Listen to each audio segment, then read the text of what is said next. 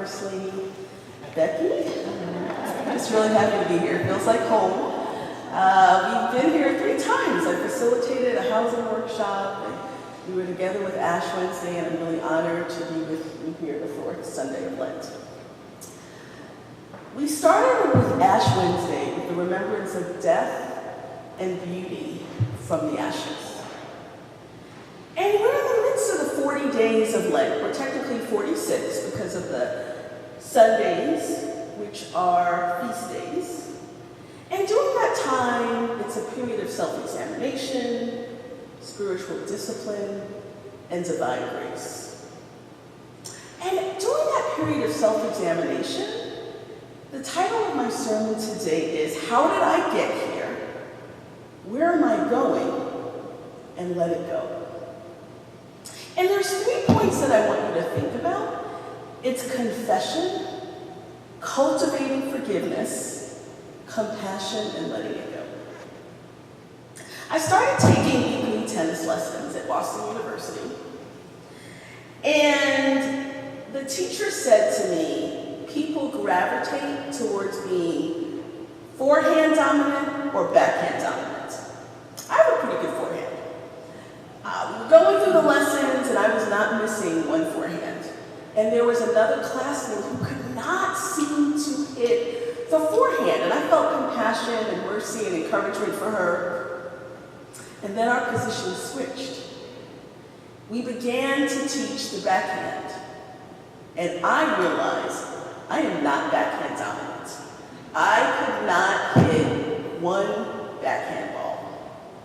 Where my classmate hit every single one. She became Serena Williams. And our position switched. And she showed compassion and mercy and encouragement to me. So in this parable, some of you may affiliate with the older, more responsible son. And some of you may identify with the younger son. And as we think about the sibling interaction, you may think about your own position in your family. Are you the favorite? Are you not the favorite? And how did that make you feel? But just as the position in tennis changed, I'd like you to listen with an open mind to both sides of the story as we explore further the tale of the prodigal son. So we see in Luke that there is a beloved father who mourned deeply for his son who had left home. And allow me, Jesus in his time would speak parables that were really immersed in the situation of the day. So allow me to take literary license to immerse the story of the prodigal son in 2008. He goes to his father. He asks for his share of divided property, and he went to a distant country, which we're going to call Las Vegas. Plenty of sun and sunshine. Now let's remember, inheritance was a serious thing in the Bible.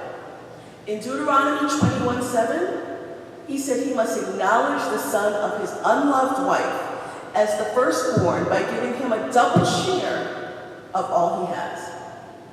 That son is the first sign of his father's strength. The right of the firstborn belongs to him. So remember, the prodigal son was the second son. So the fact that he was asking for his inheritance early was a really big deal. This would have not been common and probably frowned upon. But he wanted to leave home and live the high life, even though this was a pretty audacious act on his part. His younger brother, he was much more entrepreneurial. He lived life in the fast lane. He was more of an entrepreneurial type who thought outside the box. He saw his father's trust fund, realized he did not want to wait. He wanted his inheritance now. So he asked for it, and he got it. He went to the modern-day version of Las Vegas, and he squandered his money on prostitutes, gambling in casinos. He traveled. He consumed his wealth on alcohol, good food, pasta, the finest steaks and wine, and wild living. One day, he confidently went to the Bank of America account and he was astonished to find a negative balance because famine and the 2008 recession had filled the entire country, and he was faced with the stark reality of lack. No more daily Starbucks lattes, fine food, and fine partners. And the next day, the Bellagio alerted him that his house account was gone.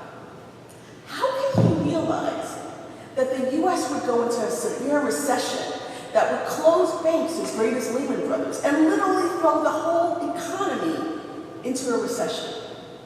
Who knew that his inheritance value would decrease to mere pennies due to the downturn of his investment portfolio?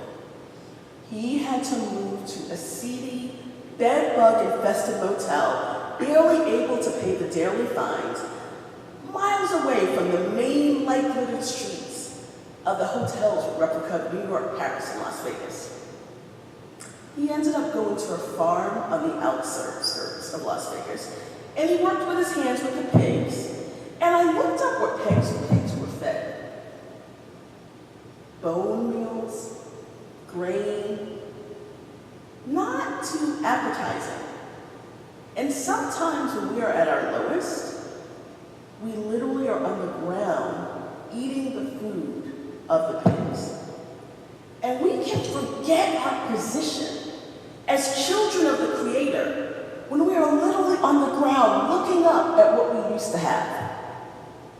He had gone from feast to famine. And that's when he said to himself, how did I get here? And where am I going? There comes a time in everyone's life when we hit a proverbial rock bottom.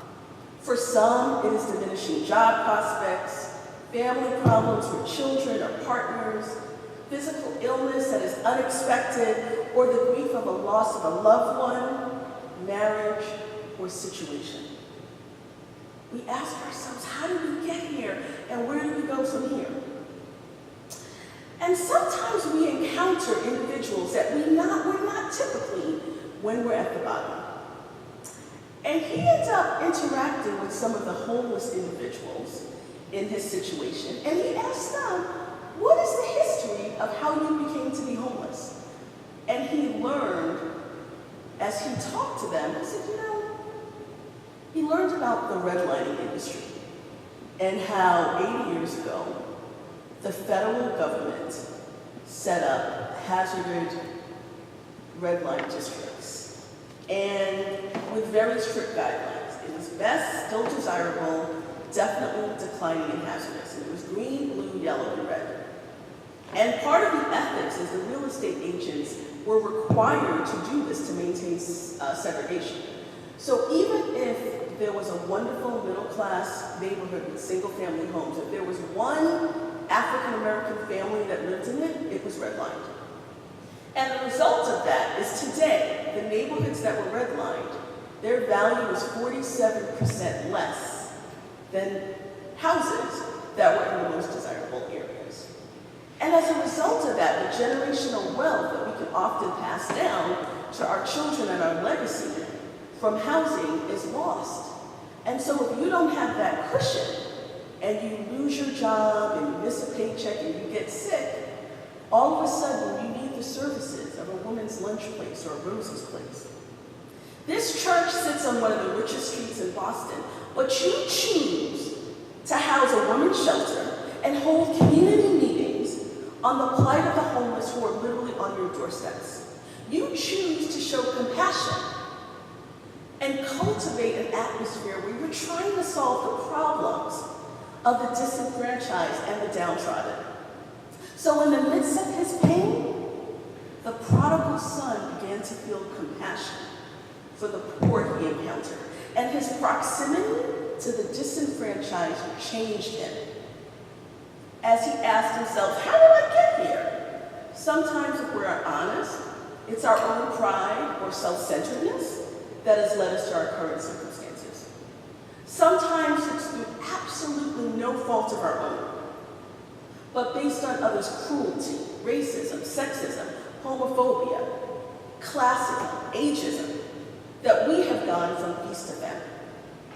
And sometimes there are no discernible answers for why we are where we are, and all we can do, like Job in the Bible, who lost his place in society, family, friends, and his wealth, is turn our eyes to the great Creator and pray. And as we think of the parable son, it was probably a mix of some of these circumstances. But we are touched when we go through difficult times. Our perspectives are changed, whether it's through our own actions or through no fault of his own. He realized, I have privilege. I can go home anytime. And this comes to the part where he made a confession and he humbled himself. And he came to his senses and realized his family staff was eating better than him as he lay starving to death. And he walked to his father and stated, I have sinned, and I am no longer worthy. And his father was looking for him a ways off. And at this point, the father would have been well in his right to say, I want nothing more to do with you. You were foolish. You now have to reap the results of your self-centered, narcissistic actions. Instead, the father cultivated compassion and hugged and kissed him and put on his best robe and his ring, which was deemed a sign of authority, and sandals. He ordered the special fatted calf. And as we pause, this was a big deal. You fed the special fatted calf a special diet for years just to get it to the point where it could be presented for a special celebration. Now let's switch to the other son. He went to an elite liberal college in North America, the finest that money could buy. He had the finest tutors for his SAT and his math courses, enrolled in lacrosse, crew lessons. His father spared no expenses. He wanted to work for a few years, so he lived in the big city, worked for a consulting firm that specialized in architecture, and then went back home to be vice president of his father's firm, a rich farming enterprise. He was a VP in his father's company and was coming back from working at headquarters when he heard music and dancing. He asked his staff, what's going on? And when he heard that his little brother had come home, he was truly unhappy. In fact, he was angry because he was the good child and did not feel that he was getting what he deserved. He wanted to know, how did I get here? And where am I going? Is all my good works in vain? I've been recruited from headhunters and competition, and I have been so loyal. No matter what I do, I will never be enough.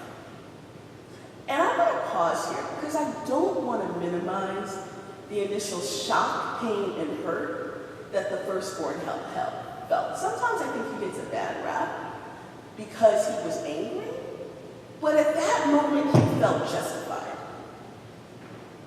But he too had to remember that his place was a result of great compassion and love and encouragement from his father and mother, even as he felt little to no compassion for his younger brother. He wouldn't even go into the house, and his father had to come outside and say, son, you are always with me, and all that is mine is yours. But we had to celebrate and rejoice because this brother of yours was dead and has come to life. He was lost and has now been found. I want you to think, have you ever been in a circumstance where you know you did not deserve someone else's compassion, forgiveness, or grace, but they chose to extend it anyway? Think to a time when you were in a bad mood, or you made a terrible mistake, or just did not receive the justice you felt was due. But you received unmerited favor, and we have all received that when we were reminded that Jesus made the greatest sacrifice during this Lenten season. When we look at the Merchant of Venice, we ask, does the older son require a pound of flesh? Because when he could not repay his debt, he wanted a pound of flesh. And I'm reminded of this verse in that story. The quality of mercy is not strained. It dropped as a gentle rain from heaven upon the place beneath.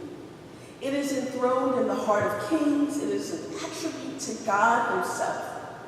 And earthly power doth then showeth likes God, when mercy sees injustice. Though justice be thy plea, consider this. that in the course of justice, none of us should see salvation. We do pray for mercy. And that same prayer to teach us all to render the deeds of mercy. Let us render mercy as it has been rendered unto us. And we remain grateful. Even though the oldest son did not immediately show compassion to his youngest child, Jesus instructs us to look at our own place of privilege and honor to show mercy and compassion. Throughout the Bible, when Moses' mother looked on him, it says when she opened his casket, the babe wept, and she had compassion on him. And in Psalms 111:4, she has caused his wonders to be remembered. The Lord is gracious and compassionate. And in Lamentations 3:22, because of the Lord's great love, we are not consumed, for his or her compassions never fail. They are new every morning. Great is your faithfulness. His or her compassion fail not. They are new every morning. And for that I am grateful. Speaking to myself, I was talking to a supervisor at the hospital where I used to work as a trauma chaplain, and there was a project that I had almost been denied because someone else thought that I didn't deserve to do it. I was able to do the project. It was very successful. And every time I mentioned the project, I mentioned this person who I thought did not show me mercy and justice and compassion. And the head of the chaplaincy said, "Can you show him mercy and not mention it every time we talk about the project?" And so when I talk about this, I'm talking to myself. I never talked about that person again because I realized I already had the victory. The eldest son already had the victory. He still had his inheritance, his privilege, his seat at the right hand of his father, and all that his father had was his. If he had but asked for the fatted calf, it would have been his. Sometimes we have not because we ask not. So in conclusion, during this Lenten season, I ask that we let go of a lack of mercy and cultivate it with an abundance of spirit. We let go of indifference and cultivate it with overflowing love. We let go of harshness and cultivate it with unmerited compassion. We let go of fear and cultivate it with strength and resilience from above. Where am I and how did I get here? Let's not forget our positions as children of the Most High God. And during this fourth Sunday of Lent, cultivating and letting go, let's be willing to give the forgiveness, make the confessions, and bestow compassion on others, and create a continuing abundance of peace and joy. Amen.